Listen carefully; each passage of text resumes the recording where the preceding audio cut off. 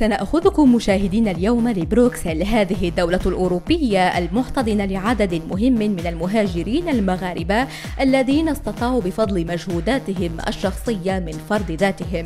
واليوم سنتعرف على شابين مغربيين، محمد بن عياش وهشام المحجوبي، وهما مدربان في نادي للملاكمة وفنون الحرب، وخصوصا الكيك بوكسينج والتاي بوكسينج. Je m'appelle Benyach Mohamed, j'habite Bruxelles et voilà, on est chez nous à la salle de boxe thaï, kickboxing, arts martiaux, sport de combat. Donc moi et mon associé Hicham, donc on a pris en charge la salle, on va dire, on s'est investi dans la salle depuis presque 1 an. Et maintenant il y a beaucoup de clubs qui s'ouvrent, c'est vrai qu'il y a quand même pas mal de clubs qui ouvrent. On a une trentaine de clubs sur Bruxelles, mais il faut un peu comment on va dire ça, je ne vais pas commencer à dénigrer les autres clubs, c'est bien, c'est pas mal qu'ils sont là, mais il faut, on va dire, il faut une formation derrière tout ça. Il faut que les gens se forment, il faut aussi apprendre aux gens qu'est-ce que c'est que les règles de sécurité, qu'est-ce qu'il faut savoir, qu'est-ce qu'il ne faut pas faire, les mouvements et tout. Il y a plein de gens qui sont, on va dire, courageuses et qui veulent bien justement donner et tout ça, mais il faut encore le suivi derrière, un suivi surtout pédagogique. Et donc voilà. Mais bon, il y aura toujours des ratés, mais voilà, nous on est là pour avancer et tant que ça avance, c'est le principal. Hicham Belmahjoubi. Je suis né ici, donc je suis un natif bruxellois. Mais quelques mois après, je suis reparti au Maroc, étant bébé. Je suis resté 3 ans et puis je suis revenu. Donc voilà, j'entraîne ici au Hayabusa Training Center depuis quelques mois déjà. Là actuellement, nous sommes dans un petit programme de relancer un peu ce club auprès des jeunes en difficulté. Moi je viens plus spécialement du kickboxing et ensuite vers la boxe thaï je me suis redirigé.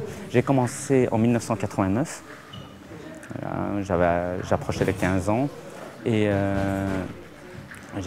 là j'ai accroché à ce sport, le kickboxing, la boxe thaï, un peu de full contact, j'ai un peu touché à ça. En 96-97, j'ai décroché mes premiers titres, champion de Belgique.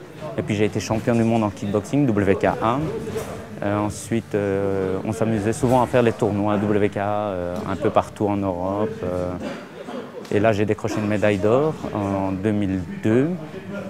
Et en 2003, là, j'ai fait un de mes derniers combats, championnat d'Europe WK1 en kickboxing. Et là aussi, j'ai remporté la ceinture. Et voilà, bon, maintenant, j'essaie d'apprendre le peu que j'ai appris, ou tout ce que j'ai appris aux jeunes bruxellois d'origine marocaine, beaucoup. Hein, la population qui fréquente le plus ce club, même si on essaie de garder quand même une grande mixité par rapport à ce sport, essayer d'avoir des gens de toute origine, de toute nation. C'est ça qui permet d'enrichir au maximum les échanges et le travail qui se fait ici.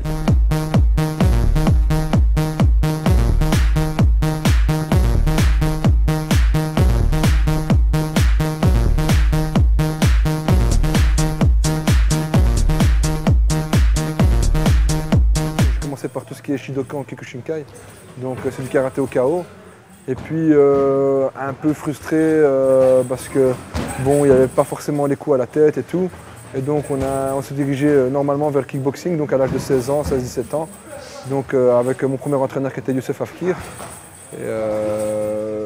qui était champion du Maroc et tout, donc qui était venu ici pour entraîner, qui est venu ici pour être entraîneur. Et donc voilà, on a suivi un petit peu avec lui au début. Nos débuts c'était avec lui les 3-4 premières années. On a commencé la compétition vers 17 ans et demi, avec une dizaine de combats à cette époque-là. Et puis après, il y a eu les études qui sont enchaînées. Donc on a fait des études universitaires. Je suis juriste de formation. Et donc on a dû un petit peu stopper tout ce qui était compète.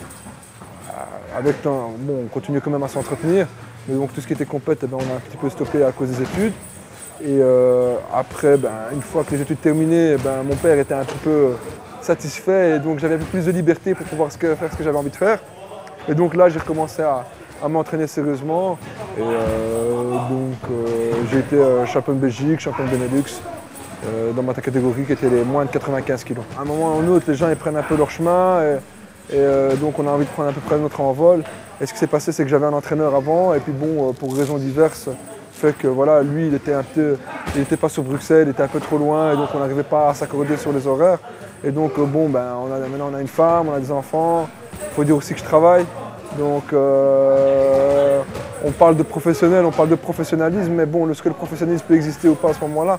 Donc moi maintenant, je travaille, certes dans l'enseignement, mais ça me permet aussi de pouvoir optimaliser au mieux mon horaire par rapport à mon sport, quoi. Donc c'est pour ça que je disais, si on revient sur l'aspect professionnel, c'est pas vraiment professionnel.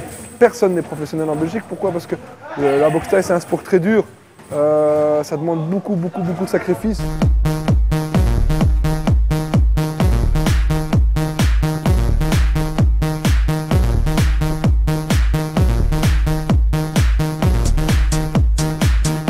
Sport pied-point, donc l'adolescence, des moments où on est un peu plus perdu et avoir l'occasion d'avoir un sport comme ça pour s'accrocher, pour ne pas finir un peu déviant, malgré l'encadrement parental. Ça a été un aide en plus, une aide supplémentaire par rapport à ça. Et c'est un sport qui est très exigeant déjà, c'est un sport ingrat, où on fait beaucoup pour avancer très peu. Et alhamdoulilah, ces derniers temps, on voit que c'est un sport qui prend un bel essor, qui avance vraiment bien. Et je pense qu'on a été un peu les pionniers, on est un peu ceux qui ont ouvert un peu la porte pour que les jeunes de maintenant puissent vraiment avancer dans ce sport. Avant, c'était un sport méconnu où les gens avaient beaucoup d'a priori, un sport de racaille, un sport qui est tout à fait le contraire. Que lorsqu'il est bien dirigé, bien discipliné, avec des professeurs compétents, on ne peut avoir que des bons résultats, avoir des jeunes disciplinés, intéressés et intéressants.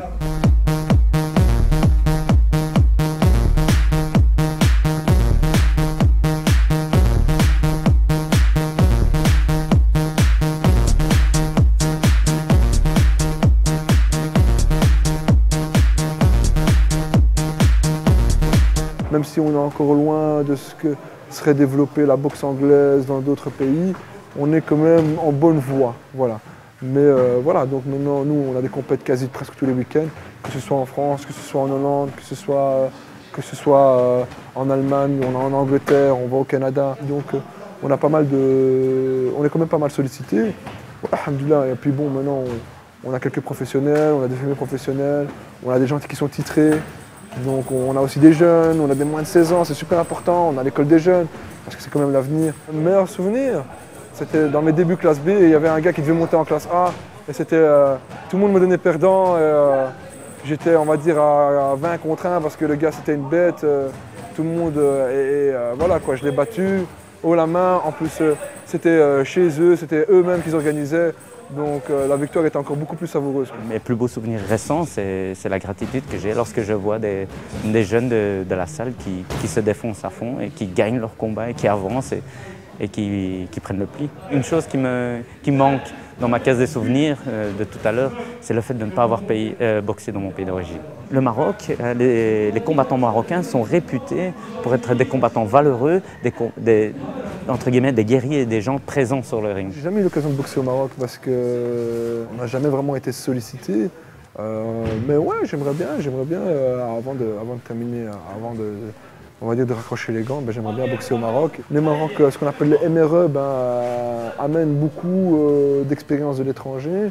Il y a deux qualités qui se rajoutent, la qualité du Maroc plus la qualité justement européenne des MRE, fait que justement on avance vers quelque chose on va dire qu'on avance vers quelque chose qui va peut-être émerger, on va peut-être émerger sur une école de qualité du Maroc, quoi.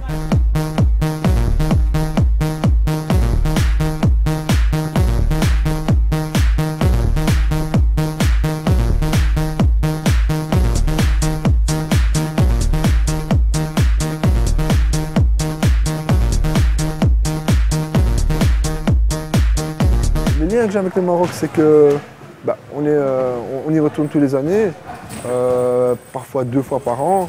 Et voilà, moi mon kiff, j'aime bien le Maroc, j'aime bien y passer mes vacances. Moi je suis un peu assez spécial, je suis on va dire vacances montagne, plage, vraiment le Maroc typique. On vit en Belgique, ok, on est dans une société ancrée dans des traditions judéo-chrétiennes. Mais il y a des petits signes qui me feront rappeler toujours que je suis marocain. Étant plus jeune, comme je n'avais pas assez de contact avec le Maroc, ça restait encore une certaine distance. Et maintenant que j'ai pu retourner ces dernières années de façon très régulière, je vois un pays qui émerge très bien, un pays où les possibilités sont très grandes. C'est un pays qui a un potentiel énorme. Disons que la communauté marocaine, on a créé une sorte de micro-cité. Une micro-cité, c'est, si vous voyez un peu les jeunes derrière moi qui s'entraînent et tout ce qui s'ensuit, beaucoup arborent avec fierté un t-shirt Made in Maroc, fabriqué au Maroc. C'est des jeunes qui sont motivés par leur pays d'origine et veulent garder cet ancrage-là.